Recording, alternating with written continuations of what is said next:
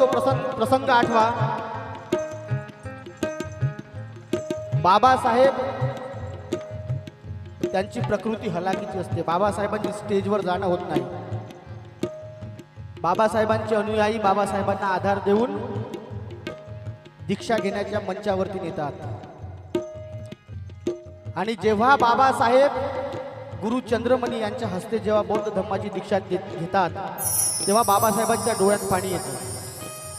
बाबासाहेबांचे डोळे पाणावून जातात, अंतःकरून गहीवरून येतं आणि बाबासाहेब मनातून बोलतात। बाबासाहेबांच्या अंतःकरणातून ते शब्द निघतात की कालपर्यंत आम्ही मानव असून मानवाचा अधिकार नव्हता, परंतु आज आम्ही बुद्ध स्वीकारतो आहे। आज खऱ्या अर्थानं आमचा जन्म झाला आहे। बाबासाहेब आपल्या अंतःकरणातून बोलतात धम्म दीक्षा घेताना की हात